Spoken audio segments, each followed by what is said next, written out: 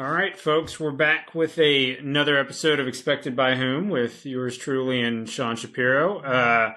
We are joined today by Kyle Raftis, General Manager of the Soo Greyhounds. So, Kyle, thank you for taking the time out this summer to join us, and particularly around a busy time of year for you with seeing some of your guys graduate to the NHL and others coming in through the import draft.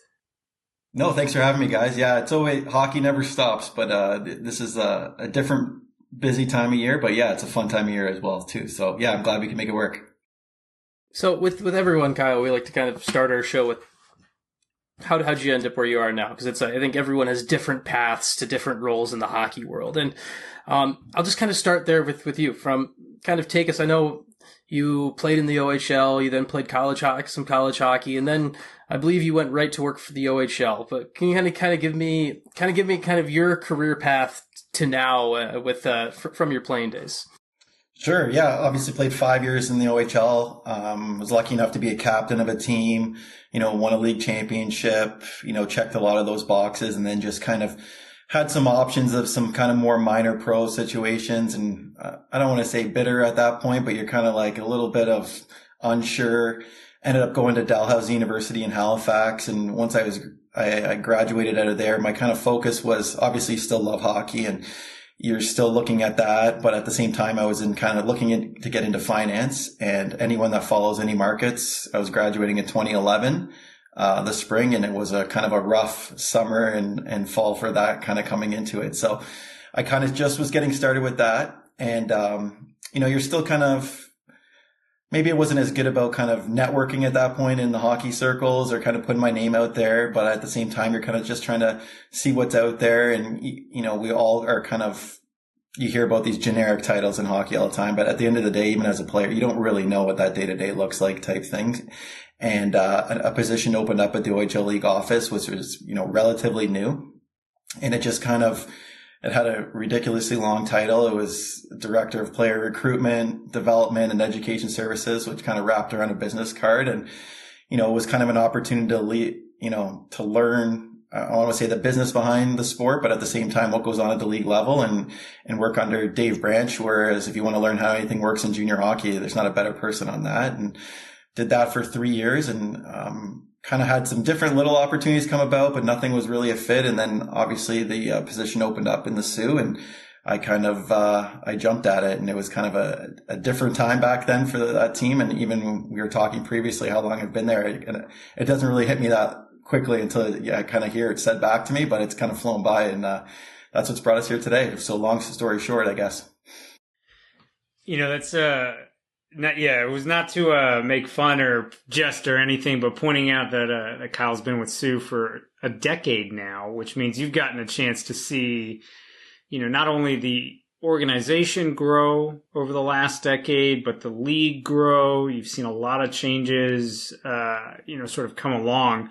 One of the things I'd love to ask you, because I think a lot of our listeners would appreciate it, is what are some of the intricacies that go into operating, an OHL franchise? What are some of the things that people just simply don't pay much attention to, whether it comes to communication with NHL teams around players that have been drafted, whether it's communication around guys that may eventually be selected in an import draft. Walk us through some of the kind of finer details or maybe unknowns of being a general manager in the OHL. Yeah, so basically we have 3 drafts that we work off of, 2 being kind of more priority selection. One is kind of, Ontario, North American players that would enter through that. That could be any player could be added to that. Usually it's 15-year-olds we just work through it with the 2008 born, if believe it or not. Kind of wrap up that. Then we follow that up with usually the Wednesday after that is a U18 draft. So that's any player in Ontario that was passed over, that's playing in the U18 zone. And then following that, which we have coming up here, is our import draft. So that's each team's allowed to have 2 imports. That's from, basically anywhere in Europe or anywhere outside of kind of North America that would fit on that side of it. And those players, you could be anything under the age of 19 type thing. So it pulls you into a lot of different rinks and a lot of different conversations, because it's not just North American players that have a ton of stakeholders now. And obviously the game is so global, and it's really amazing now. Even on our team last year, we have a few American players, a Russian defenseman, a defenseman from Finland. Like it really kind of, I know a lot of times people market it as kind of the mini NHL, but you just have players from all over different backgrounds and that type of thing. But when you want the best players, you kind of have to go out. And obviously we, in our backyard here in Ontario, we have, a real dominant area, but at the same time, you got to keep yourself competitive, and it's a really competitive league. And, the chaser players just through the roof. And that's what kind of keeps us on our toes, because we're not in a situation where you can just sign players to 8-year contracts. These are guys that are coming in, and sometimes you have them for 2 years, sometimes for 4, depends on that type of thing. But it's, you're constantly keeping an eye on the next step, which is a big part of the general manager position, obviously. Yeah. So along those lines of kind of crafting a roster that's expanding beyond Ontario and being able to take full advantage of these different types of drafts, can you walk us through a little bit about, how your front office team approaches each of these drafts, where the role of, data, video, scouting sort of comes into play to be able to take, full advantage? Because as you said, it's not just the NHL that's being globalized. It's really all of the leagues that are trickling down. And so how is Soo taking advantage of this with their scouting, with their data, with their analytics, when it comes to identifying the next players that are going to be Soo Greyhounds? Yeah, I would say that's probably something that's changed the most in my time in the Soo. It's something that, you're not just trying to do new things just to do new things, but I just find the technology has really just taken a huge step. And we went from, and I think you've had a couple of these guys on there, like truthfully our last 3 guys that have been in we blended a little bit in terms of a video analytics role that would be a full-time person. And our last 3, even our current one's going to be joining another team here shortly. Our last 3 have been taken right to the NHL. And it's crazy just to see the expansion in a lot of those staffs. And I know our ownership was laughing the one time. We were just like, these guys should just work for free here for a while. Like they seem like they come in and just get stolen, but it's kind of a good situation that we have a really small staff. We think it's important that you're always looking at, making your decisions, not so much in a group, but at the same time, it has to blend it. So your scouting staff, is looking for a certain type of player, which can't be different than what our development team wants to work with, and no different than our coaching staff. So, we always talk about when we're identifying players, you have roughly, that 18 months to 2 years for them. They we call it kind of flipping a switch. When you draft a player, sometimes they're a year away, sometimes they might be 18 months. But if they don't start to kind of jump on that path, it's kind of a situation where you don't want to lose that player just because they weren't ready to take that step. So I think whenever we're looking at, anything through the draft, as much video as you can do as possible, how high quality that video and some of the draft eligibles that we work with is always a little bit questionable. Analytically, we do a lot at the OHL level, and then more so kind of small projects for guys that we're trying to target, just because when we're kind of tracking players through the regular drafts, it's a situation where every player on the ice is eligible. So it's like to be able to track that, and with that much manpower, it's just not possible. But at the same time, sometimes when you get down to it a little bit, you can grab some small segments, but truthfully, a lot of that still relies on scouting. But we're kind of at the stage now where anything at the OHL level, whether it's trades or, different acquisitions that way, our guys are on top of that. And then obviously they work hand in hand with our coaching staff. And because I think a true part of this is you can collect as much data as you want, but if you don't have open ears and eyes that are going to look at it and implement it, then it's just a waste of time. And you don't need to just put people in an office just to make it sound like you're a smarter organization than what you are. So I think for us, it's a position that we try and use as much as we can for it, but it has to fall back on video. Whenever we're working with our players, we don't call it analytics, because I feel like it puts a little bit of not to stay away from the word, but I find the players kind of gloss over a little bit. It's more so like, give you guys an example. In our game, usually around August before our training camp, we kind of have a look at what our team's going to look like, and we try and predict, this is what a perfect game's going to look like for us. There's different examples. A lot of it's based on different efficiencies and that type of thing. And in between periods, they would get to see where we're at currently. Now, it could be anything as easy as turnovers. It could be, it's not just about exiting the zone, but what happens after you exit a zone, because we don't want our team just to be, punting things out with high flips and having to defend constantly. Like, we try and kind of really articulate it for the guys. And obviously you can still lose a perfectly played game at that point, but it gives everyone a little measure of where we're at type thing. And there's kind of 7 or 8 categories that we use for those guys. But a lot of times whenever we're seeing a player try and slip, we kind of use more of the information that we're grabbing through that data as more of a canary in the coal mine. A player could be, a lot of times when we get a player, they're the highest scoring player of their team. If they come in, they're showing that frustration, we can kind of show them video wise where they're kind of sliding and that type of thing. And basically how it works is any of our skill sessions, practices, everything, their shifts get sent right to their phone, because obviously, like it or not, we're all addicted to our phone, and 17 to 19-year-olds are no different. And I think it just gives guys a little bit more sense of ownership in what they're trying to do, and it helps convey the message, because it's not just about sending a 1 page to them on an Excel sheet. I don't think that's going to go over well, and these guys get overloaded with information. So that's kind of, the long and short, a little bit of how we use it. And then obviously as a staff, we kind of have some extra stuff that we like to do with it as well. Okay, so I have a couple follow-up questions here. First one, though, I'm just curious, when you mention you show the team, if we were going to play a perfect game, this is what it would look like. In the NHL, we talk about, I've talked to people in the league before about how the GM, and when you got long-term contracts and everything like that, a GM can't really necessarily build a roster that always fits a coach, because you're building for, like, we see a guy signed for 7 years yesterday, right? Like, you have no idea. But in your state, in your league, it's more likely that you know kind of how these relationships are going to work. So how does it kind of work when you're building a roster as a GM of, this is how our coach wants to play? Like, where does that conversation come into play with this when you talk about that perfect game? Is it something where you and the coaching staff are like, hey, we're looking for this type of player? Or is it more so, find me the best players and we'll make them fit? Like, what's kind of the balance like that for you as a GM and as you work with your coaches on this? Well, I think a lot of it comes back to kind of, obviously you want the most talented, best players. That's kind of the key part to it. But at the same time, when you're hiring a coach, and this happens at all levels, but even with ourselves, like the 3 coaches I've had as our head coaches have been Sheldon Keefe, Drew Bannister, who's now in St. Louis, and now I have a John Dean. And a lot of when we've had to replace guys, the lucky part we've had is when the guys are kind of going the right way, I say, you get a lot of attention in terms of guys wanting to jump to that next position.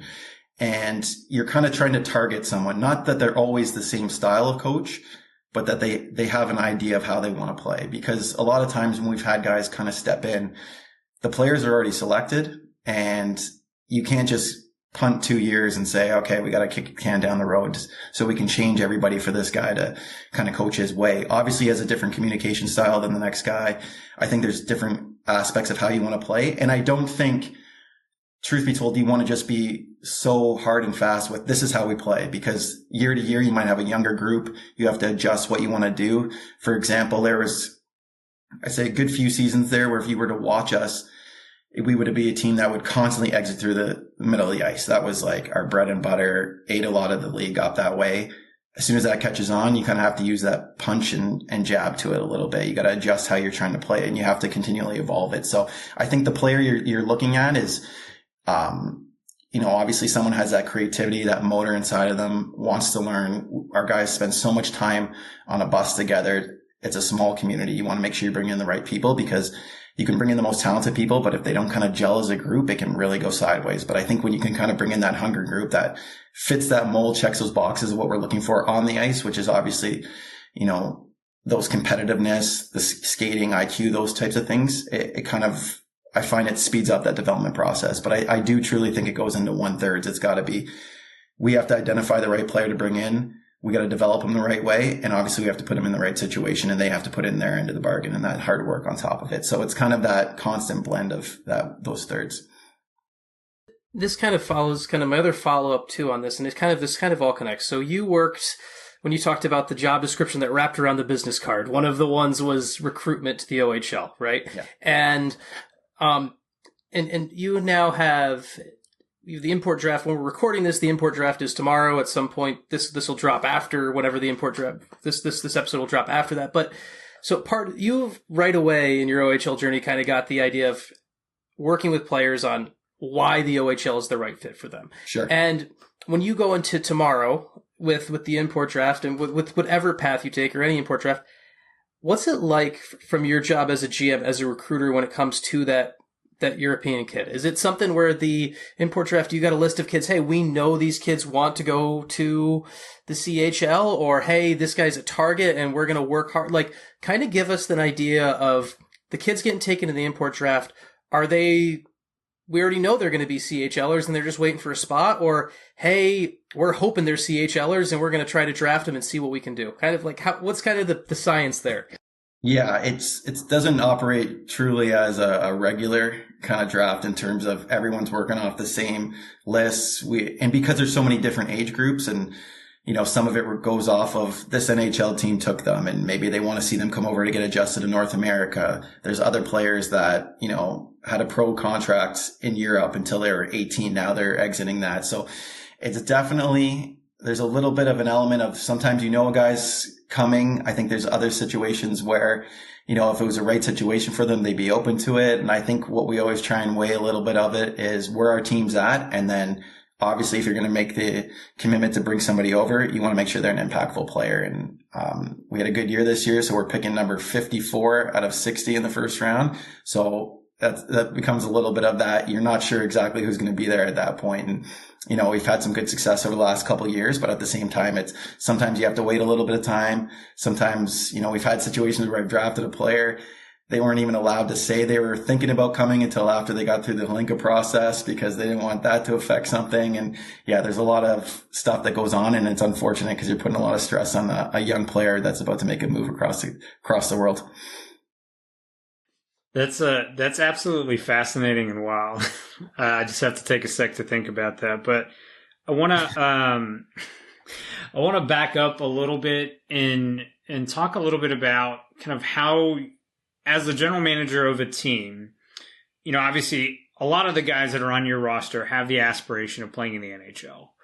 And when you've got guys on your roster who are going to be or in the conversation as top 10 picks, I wanted to talk a little bit about what is the communication like sort of throughout the year that leads up to the draft between NHL staffs sort of coming in, picking your brain on. I mean, you've had this experience with Darnell Nurse, with Barrett Hayton, and a couple of other guys who've gone in the first round. But those two I highlight just going in the top 10. Just like, what is that dynamic like between NHL teams sort of coming in throughout the year, watching this guy, and then you sort of thinking about what that's going to look like moving forward for those players should they end up coming back? Yeah, I find it doesn't even matter now. Like, it's everybody, has such big staffs, and I find even if you have a guy that you think's probably going to be, top 90 pick, it seems like just the guys go through a lot. Like, if you look at, we're probably going to have two players in that mix next year, maybe not to that degree, but are going to be in that spot. And they go from Ivan Hlinka, then they come out, you have top prospects games, they're gearing up to be in a situation where, they want to be on the World Junior team, whatever it might be. And I find we try and with all of our guys at the start of the year, you want to put them in groups, no different than when you're doing their skill development, but in their aspirations too, because, I'll take my team last year. We had 5 guys in the mix for World Juniors. That's a goal of theirs. And you want to make sure you're there to help put them in a situation that they're in the mix for that, but it has to align with what you're doing as a team too. You have players that are 16 that are trying to, find their way, maybe move away from home for the first time. Then you have your 17-year-olds that are going through their NHL draft year. And then your 18-year-olds are trying to get signed that were picked last year. And everybody, you try and make sure that as a staff, we sit down with the guys. This is what the goal is. How are we going to get there? And then it's kind of reverse engineer it of this is the steps that we need to take. Because I find if you can, I think process probably gets thrown around a little too much. But if you can keep those guys on that gauge, it takes away a little bit of that sting of, oh, did you see this general manager was at our game the other night on the road? Like, I didn't score. Like, you forget where these guys are thinking at. And I find they get so many people in their heads now with different stakeholders, their agents, their family. Everyone starts to feel that pressure. And as those fun lists come out, you can always tell in the room what's going on, because sometimes we all pretend like we don't look at them, and you could tell what players looked at it and that type of thing. But I think that's the biggest focus with it, is just kind of, making sure they're prepared for going through those interview processes. A lot of them, going in that range that you spoke about. we'll do interviews early in the season. Then a lot of times the directors will come around for a second swing. And then obviously as they build towards the combine, it adds to it. But there's definitely a ton of pressure that goes on this. And the toughest part sometimes is when you see a player just relieved when they're picked, which, if you would have asked them 5 years previously if you were going to be a first round NHL pick, they would have been ecstatic, and you get those great reactions that we all love when you're watching the NHL draft. But it's a stressful year on them. And obviously the cliche is then the next year becomes that much more important after that. So, I think the best time to evaluate players is, when they're going through adversity. And that's definitely the first time sometimes you see those players going through adversity, and it's kind of a cool process to be with them. And then you can kind of, see them sign that NHL contract, a year that summer down the road. So get to see that dream, but it's definitely, it becomes a long year for them, even if they're having a great year. For you as a GM, and obviously the coaches are in the office with them, in the locker room with them on a day-to-day basis, but a GM, you have your touch points with the players as well. How much have you changed in your approach and kind of your communication with the kids to that? Because I mean, imagine you come in and you're 28, 29 years old, and you're a GM and you're talking to kids who are 18, 19 years old. Have some a little bit more experience that you've grown with. Like, how has your approach to kind of helping guide players through adversity kind of changed over your time in the Soo? Yeah, like I always try and, it's not a micromanaging thing, but you try and be around a lot more, because I find with this group, you want them to be comfortable with you enough in terms of like chatting about stuff. You want to make sure that, they're the biggest part of the team, and you want them to feel comfortable with it. A lot of times I'm the first guy that meets with them before they make the trip up there. It's a situation where if they're having any thoughts of things going wrong, you want to make sure that they're not just keeping it quiet. So you try and build that relationship to a certain extent. Not that it's, someone's best friend, but I never want it to be a situation where you're sitting kind of up in a tower and someone calls you, says so-and-so wants to see you, and they have to walk up the stairs to come see. Like, you kind of want to be around, get a feel of the group. And I think it helps me get a better understanding of where we're lacking. Sometimes there might be a gap in the lineup. Like maybe there's a situation that's not going to be a good fit, and you get a little better feeling of it instead of just kind of purely watching games. But at the same time, you don't want to be too close to it either, because then you start to, you can kind of almost be blind of certain situations just because maybe you're too close to it. So you try and walk that balance of it, but you definitely want to be there for the guys, because at the end of the day, we're all on the same team. And the more you can kind of improve that individual and have them playing their best, I think it just helps out the group as a whole too. So I think it's a fine line of kind of walking both sides of that. Yeah, I think first off, I'll just say thank you for taking my poorly asked question or poorly worded question and turning it into exactly what I was hoping for it to be, which was sort of understanding how to manage not only these athletes going through this very stressful time period, but also just as a general manager of an organization that's interested in, first and foremost, winning year after year, how you're blocking out or dealing with all of those external competing interests from NHL teams, from these different, scouts that are coming in and creating those lists, from the different folks that are, generating content nowadays with it being so available, that how you're sort of keeping everybody focused on that mission of winning, as a team each and every year. So I think that's a great call out for us to talk about that, because that has been one of our goals on the show, is to really highlight the human aspect of hockey, because a lot of people take these athletes, put them up on pedestals, take general managers, take front office people, and just don't think of them as the people behind all of this. And so it's great that you call that out. I want to shift gears very, very much so to a very off the wall question, because it's something that's bothered me and I've never had a chance to ask anybody. I got to ask how these OHL trades get structured, because they are some of the wildest amounts of futures for different players. Walk me through how those types of deals get structured, where all of a sudden it's like, here's 8 future draft picks for this particular player that I'd like to bring over. Like, what is the focus when you're making or constructing a deal like that? Yeah, it's funny. The NBA looks like it's starting to come into our territory a little bit. Well, seeing a few of those deals fly a little while ago, but yeah, we can only now, because I know there was always a lot of I don't want to say mocking of it online because there used to be trading very far out. Now you can only trade in the next 4 years. So it's kind of, I'll say slowed it, but I don't know. Sometimes those graphics that you see kind of are tough, but yeah, it's tough. I think in a lot of ways, because of how teams are kind of structured, you're kind of trying to, some teams have a little different mindset. Some look at it like in 4 years, we're going to be good and we're going to go for it. Like there's a lot of that talk.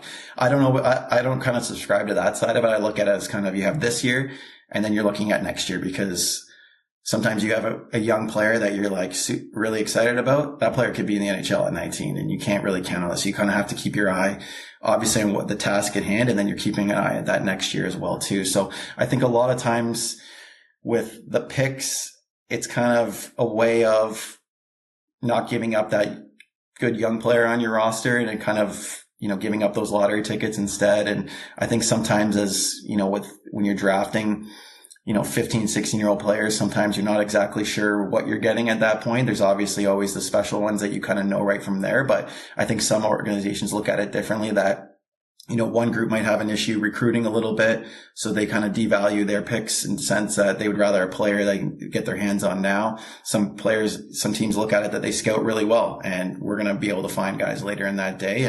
And then some kind of operate a little bit like a Ponzi scheme, that if we just can move those picks now, we're going to be able to get those back when that time comes. And it doesn't always work. There's some teams that are a little quiet on draft day. So it's a little bit of, how everyone's running. And obviously it's no different than any other league. You can get into some craziness with the trade deadline. But, it's definitely, there's some big graphics that come out some days. Yeah, you guys were involved in, I think it was one this year. I think it was the Gavin Hayes trade where you guys got Gavin, and I think it was 2 players and 4 picks. And so, when you're in a meeting like that, and I'm just going to dig a little bit more on this, you guys traded, I'm reading the graphic right now. I have it up on my other screen right here. When you trade a 2025 third, a 2025 fifth, a 2026 fourth, is that typically, as a GM, does it kind of become hey, you guys clearly wanted Gavin? And does it become from their perspective where they're hey, I'd like these type of picks that equate to this type of value? Kind of give me a little bit more idea of how these get assigned to figure out what's fair and balanced in market and everything. Yeah.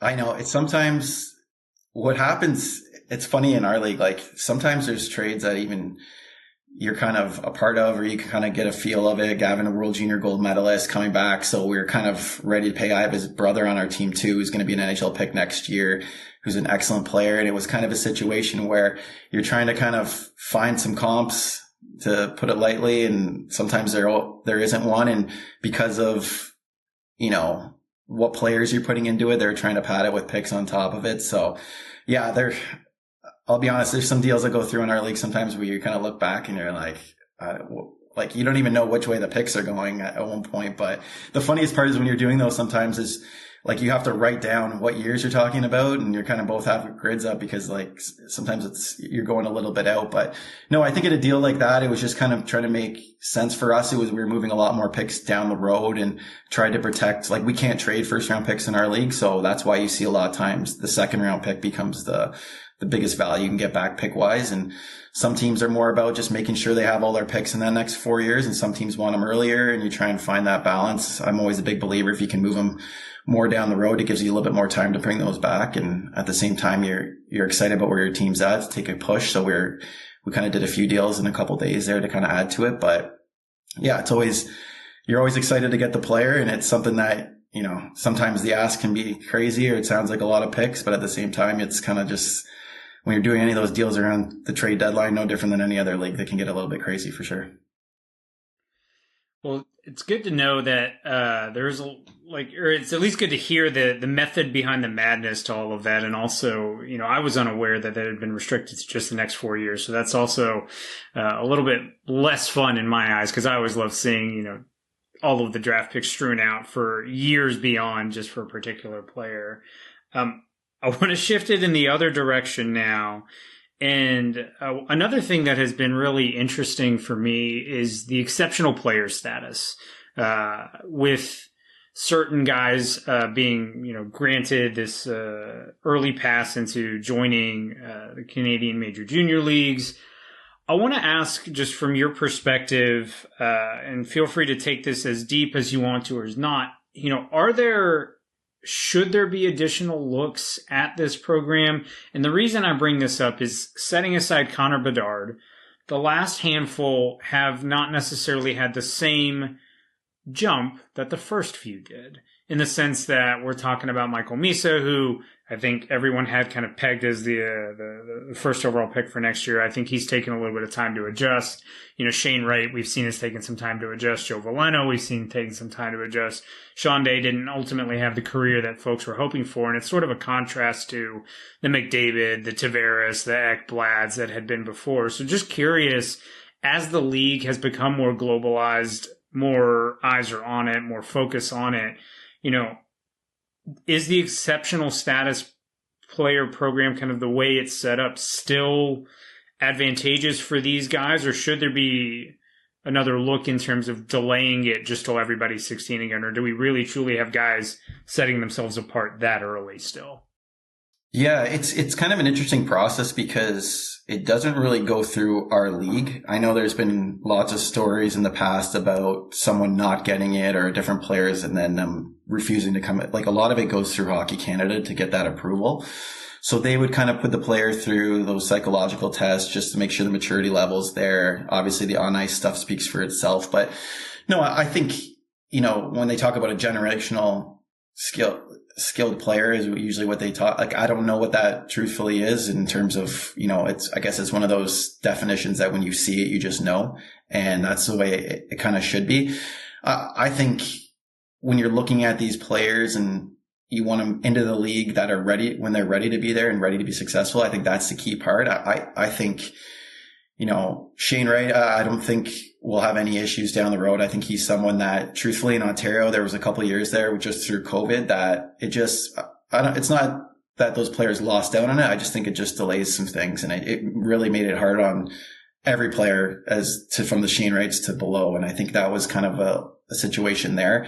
But I think for the most part, any of those players that you kind of mentioned are stars in the league very quickly. And I think sometimes now it's become more common. So I think there's the expectations so high on them that if you have to wait a little bit for it, it's too long. And I think sometimes with a lot of players at that age, you don't know what their physical maturity is like. You don't know, the situation they're going to too. Sometimes it just takes them a little bit of time to surround them with some talent too. No different than a first overall pick in the NHL. Like, you can kind of sink or swim a little bit on that side of it. And if you're, taking on tough matchups every night, depending on where you're playing, I think it just, a lot of people look at the stats that probably haven't seen some of the players play more so and think, oh, this player hasn't ripped it up like we thought they would because, their elite prospects shows at this level and that comparatively to this player, he's behind. But I think a lot of times, for the most part, you'd want to see the best players in when they're ready to be there. And, I don't think it's many guys that should be ready for that. But at the same time, I think, if we can kind of,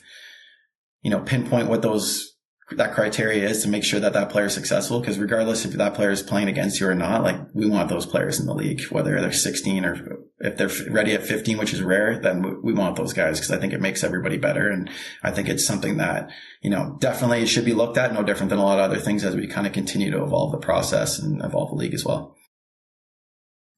Kind of similar on that front of, when you look at players coming into the league and everything like that, you guys have a league where one of the biggest kind of debates we always hear when you talk about the college hockey versus the CHL or the OHL and everything like that. Like, obviously no one's going to college hockey at a 16-year-old, but it's led to more players. It seems more top-end players.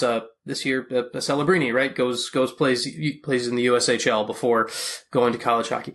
What's it been like for you as a GM when it comes to that now? Because it feels like there's been some more of those top end names that have picked the USHL route, picked the college hockey route. When it comes to you as a GM and kind of the recruitment and kind of getting the proper lay of the land and figuring that out, as obviously people are competing for top players. Yeah. Like I said in that last kind of conversation, I think truthfully, there was a couple of years there where we were kind of hurt by not playing and a lot of players having to look at different routes, and no fault of anyone's hockey wise. So it was kind of one of those situations. I think everything's kind of jumped back on board here with this 06 age group, as you saw by the NHL draft stats. You know, our league as alone gets compared to countries in terms of like production and type of things like that. But I think a lot of it stems from just kind of, you know, I was reading this not too long ago, and it was an NCAA football coach, and he was just talking about how he's not even looking at freshmen to come in anymore. He's just going to pluck off the transfer portal, because that's how he's going to build his team. Unless you're a 5-star no-brainer, they're not going to bring it in. And I think it's become a little bit of that aggressiveness in terms of, with hockey, it doesn't matter where you live. It seems like by December one year, you know where you're going to be playing September the next year. And that goes right from minor hockey at a low level. A lot of these guys don't have to kind of go through that trial process. Their kind of recruitment starts really young for them, and that's right across our country. And I know it goes through most of the northeast of the U.S. as well, in terms of where are you playing next year? What coach is talking to you at this Christmas tournament about playing next year? And I think just that recruitment style has kind of led a lot of families to kind of not wanting to kind of go through that process of, you know, oh, there's a draft that comes out. So they want to make sure that they have, I don't want to say backup plans, because sometimes that's their plan and that's what they want to do, but it just seems like a lot of action goes on now for a 15-year-old player, and a lot of that anxiety of wanting to have that plan. But a lot of people are kind of looking at it as 1 year, you see what you're going to do, and the next year could be different. And I think that's what's kind of stemmed a lot of that. And I think when you talk to a lot of families, sometimes it's just, you know, there's a plan in place. This is what they want to do, and you respect that. And then sometimes it's just like the last person that talked to them, they're going to just listen to that person. And we kind of, you know, I think as a league, it's time for us to kind of continue to evolve and make some changes, because there's some things that, whether it's Hockey Canada ourselves, that we've done for a long time and it's been successful, but just because it's successful doesn't mean you can't look at it and continue to change and evolve it. And I think we've kind of done some great work under Dave Branch with that. And I think it's something that we continually need to do, because I don't think it's a warning sign or anything like that, but I definitely think there's more conversations that have to go into it to make sure everyone's well informed, because sometimes the loudest people in the rink know the least, and they can be very active in terms of getting in people's ear about, you know, what they think their son should be doing or not doing type thing. I have one serious question left, and then two on this front, and then one maybe not so serious, but a little bit more off topic. But the first one here, just because I want to, while we have you on, I'd love to ask about it. Help me explain in simple terms, so I have a spot to refer someone back to when they say, how does the education component work for the OHL when it comes to, just explain it for me, so I have a spot where I can simply tag this and send it to someone, and they ask, okay, how does the education program work for kids who play in the OHL? Sure. So the bare minimum would be, they base the university off of what your scholarship would look like based on the closest university to your house. So if let's say University of Toronto is the closest school to you, the bare minimum you would get every year you play in the OHL, you would basically get tuition, books, any fees paid for, and they could either cap it at that spot, whatever it might be on that side of it. Now, the kind of area that people kind of get misinformed is, while you're with that team, you know, everyone in Ontario is graduating after grade 12. Any classes you take, that's covered by basically the team that has you at that point. Your scholarship will get paid out, basically by the league to whatever institution you end up going to. And you can use that for, trade schools. You could use it for, you know, a pilot's license. You could use it for any academic institution kind of moving forward. You can go to the US with it, whatever it might be. And it's all kind of paid directly at that point. Now there's things that can be negotiated into it. Like first round picks would receive room and board on top of that. So whatever you collect off that part, you're allowed from that first basis of tuition, books, fees, then you would have room and board on top of it. And there's also situations where you can get that guaranteed. So you play one game for the Soo Greyhounds, you would get 4 years guaranteed, regardless if you were, you know, cut down the road or whatever it might be. So it's something that if they're going to give up that commitment, or make that commitment to us, then we're going to follow that up with that commitment on that side of it. And I think that's the only part where a little bit, when people talk, it's like, oh, you're going to go to the O, you're going to go to school. Like every coach on our bench, myself included, we all played in the OHL and all have university degrees. And truthfully, probably wouldn't be, regardless of playing in the league, I probably wouldn't be in that situation without that degree. So I think that's something where sometimes everyone makes it seem like you're making just this decision of never touching a school book again and you're just all in hockey. But I do think it's important that, like, you got to be around it. You got to continue your education on that side of it, because I think for a lot of players, not only for your future, but just in general, I think sometimes they get so wrapped up in hockey. It's cool to be around other kids in school and just kind of, have that social side of it too, just to see people outside of the organization, because, there can be long years and it should be a great time and a really fun time in your life on top of it. All right, now I'm going to ask you a quick GM one, because we have a good large listenership from a Detroit Red Wings base. Obviously, you can see the jersey above Prashanth's head right now. Great colors. Yes. Landon Miller gets taken by Detroit in this past draft. I just wanted to give you a quick moment to kind of, for some of our Red Wings audience here, to kind of tell us a little bit about the goalie here that Detroit drafted from your organization. Well, it was actually an interesting week because they traded one of our defensemen to Nashville. A little surprisingly too, and then ended up taking a player. But yeah, Landon's like a very big, very athletic goaltender. He's got great hands. He's a real competitor and just somebody that really took a lot of strides. Like, he was one of the top goaltenders growing up. We put him in our local junior A program for a year as a 16-year-old, and then kind of brought him in this year, kind of started giving him a little bit more as he kind of went on. And just every month, you could see it snap and focus just got better. He can play the puck very well, super confidently in that. He's actually a great ball hockey player. And it's funny, like, when you see him skating around just with, a player's stick and stuff, like, he's super talented with it, and a very confident goaltender. But yeah, he's somebody that obviously down the road is going to give himself a great opportunity to put himself in that organization. But yeah, he's somebody that I think didn't get a lot of attention early, and probably people are thinking what happened, but the more you tracked on him throughout the year, he really took an expanded role and really took a step. But yeah, our two goalies this year were 6'6" and 6'5", and I think that's kind of, they both got a lot of attention that way for their size, but they got to be able to move, and Landon's skating's kind of taken a huge jump too. So I think it's not just a big guy in there. He can move. And like I said, that competitiveness that he has in it. And I think the guys really compete well in front of him. So I think that's that's what keeps him in such high regard for our players, and probably why he was selected as well. All right, last one. This one is admittedly goofy. So you do my research for this. I look at your elite prospects page. I can see things like you won an OHL title. I can see teams. I can see where you played in CIS. I can see you played 9 games in the UHL for Muskegon.